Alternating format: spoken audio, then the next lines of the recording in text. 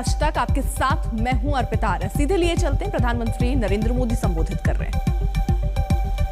Mission से हमारे नौजवानों को अपने इनोवेटिव आइडियाज पर काम करने के लिए नए नए प्लेटफॉर्म मिल रहे हैं। इसके अलावा देश भर के स्कूलों और कॉलेजों में हजारों लैब्स का नेटवर्क हर क्षेत्र में इनोवेशन को बढ़ावा देता है। देश के सामने मौजूद चुनौतियों से निपटने के लिए हम इनोवेशन और टेक्नोलॉजी आधारित सॉल्यूशंस पर बल दे रहे हैं। हमने अनेकों हैकेथॉन्स का आयोजन करके नौजवानों को अपने साथ जोड़ा है। उन्होंने रिकॉर्ड समय में बहुत सारे इनोवेटिव सॉल्यूशंस हमें दिए हैं। ये आप भी अनुभव करते होंगे कि सरकार के अलग अलग विभाग, अलग अलग मंत्रालय किस तरह नौजवानों और स्टार्टअप के साथ संपर्क में रहते हैं, उनके नए आइडियाज को प्रोत्साहित करते हैं। चाहे नए ड्रोन रूल्स हो या फिर नई स्पेस पॉलिसी, सरकार की प्राथमिकता ज्यादा से ज्यादा युवाओं को इनोवेशन का मौका देने की है। हमारी सरकार ने आईपीआर रजिस्ट्रेशन से जुड़े जो नियम होते थे उन्हें भी काफी सरल कर दिया है। केंद्र और राज्य सरकारें मिलकर आज देश में सैकड़ों इनक्यूबेटर्स को सपोर्ट कर रही है। आज देश में आई क्रिएट जैसे संस्थान इनोवेशन इकोसिस्टम को बढ़ाने में बहुत महत्वपूर्ण रोल प्ले कर रहे हैं।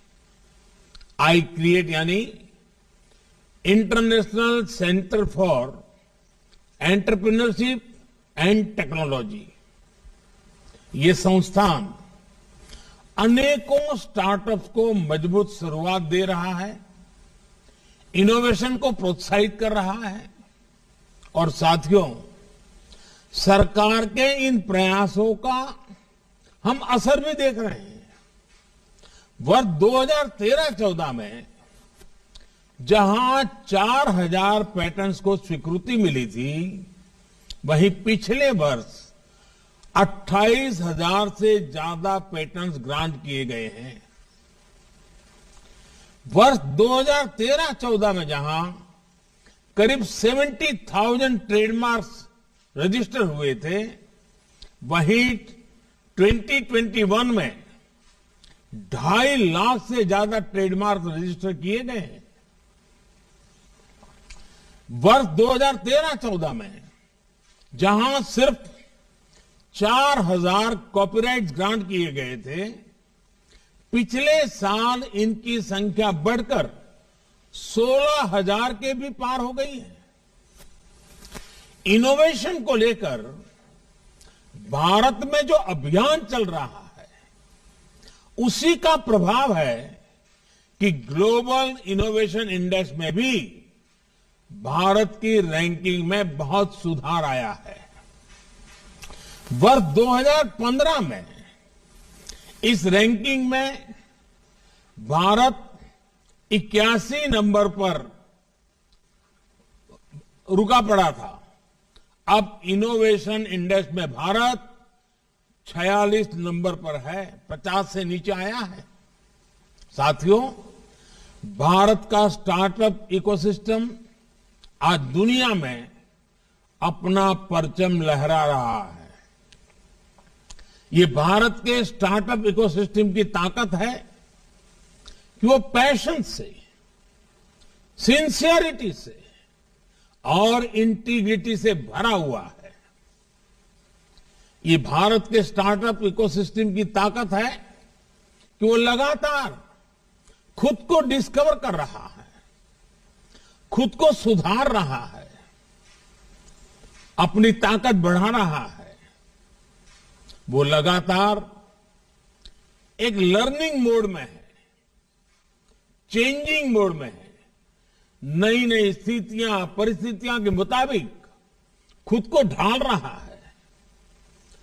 आज किसी से ये देखकर गौरव नहीं होगा कि भारत के स्टार्टअप्स 55 अलग अलग इंडस्ट्री से काम कर रहे हैं। हर किसी को गर्व होगा। 5 साल पहले देश में जहां 500 स्टार्टअप भी नहीं थे, आज उनकी संख्या बढ़कर 60,000 60,000 तक पहुंच चुकी है। आपके पास इनोवेशन की शक्ति है, आपके पास नए आइडियाज हैं, आप नौजवान ऊर्जा से भरे हुए हैं और आप बिजनेस के तौर तरीके बदल रहे हैं। Our startups are changing the rules of the game. इसलिए मैं मानता हूं startups are going to be the backbone of new India. साथियों, एंटरप्रेन्योरशिप से एनवायरमेंट की ये स्पिरिट हमारे यहां डेवलपमेंट को लेकर रीजनल और जेंडर डिस्पैरिटी की समस्या का भी समाधान कर रही है। पहले जहां बड़े शहरों में, मेट्रो शहरों में ही बड़े बिजनेस फलते फूलते थे, आज देश के हर राज्य में 650 से अधिक जिलों में कम से कम एक स्टार्टअप है। आज करीब आधे स्टार्टअप्स टियर 2 और टियर 3 सिटीज में है। ये सामान्य गरीब परिवारों के युवाओं के आइडिया को बिजनेस में बदल रहे हैं। इन स्टार्टअप्स में आज लाखों युवाओं को रोजगार मिल रहा है। साथियों, जिस स्पीड और जिस स्केल पर आज भारत का युवा स्टार्टअप बना रहा है, वो वैश्विक महामारी के इस दौर में भारतीयों की प्रबल इच्छा शक्ति और संकल्प शक्ति का प्रमाण है। पहले बेहतरीन से बेहतरीन समय में भी इक्का दुक्का कंपनियां ही बड़ी बन पाती थी, लेकिन बीते साल तो 42 यूनिकॉर्न 42 यूनिकॉर्न हमारे देश में बने हैं। हजारों करोड़ रुपए की ये कंपनियां आत्मनिर्भर होते आत्मविश्वासी भारत की पहचान है। आज भारत तेजी से यूनिकॉर्न की सेंचुरी लगाने की तरफ बढ़ रहा है और मैं मानता हूं भारत के स्टार्टअप का स्वर्णिम काल तो अब शुरू हो रहा है। भारत की जो विविधता है वो हमारी बहुत बड़ी ताकत है। हमारी डायवर्सिटी हमारी ग्लोबल आइडेंटिटी है। हमारे यूनिकॉर्न्स और स्टार्टअप्स इसी डायवर्सिटी के मैसेंजर हैं। सिंपल डिलीवरी सिस्टम से लेकर सर्विस से लेकर पेमेंट सॉल्यूशन और कैब सर्विस तक आपका विस्तार बहुत बड़ा है। आपके पास भारत में ही डाइवर्स मार्केट्स, डाइवर्स कल्चर्स और उसमें काम करने का इतना बड़ा अनुभव है। इसलिए भारत के स्टार्टअप खुद को आसानी से दुनिया के दूसरे देशों तक पहुंचा सकते हैं। इसलिए आप अपने सपनों को सिर्फ लोकल न रखें, ग्लोबल बनाएं। इस मंत्र को याद रखिए, let us innovate for India, innovate from India. साथियों, आजादी के अमृत काल में ये सबके लिए जुट जाने का समय है। ये सबका प्रयास से लक्ष्यों की तरफ बढ़ने का समय है। मुझे खुशी हुई जब एक ग्रुप ने पीएम गति शक्ति नेशनल मास्टर प्लान को लेकर अहम सुझाव दिया।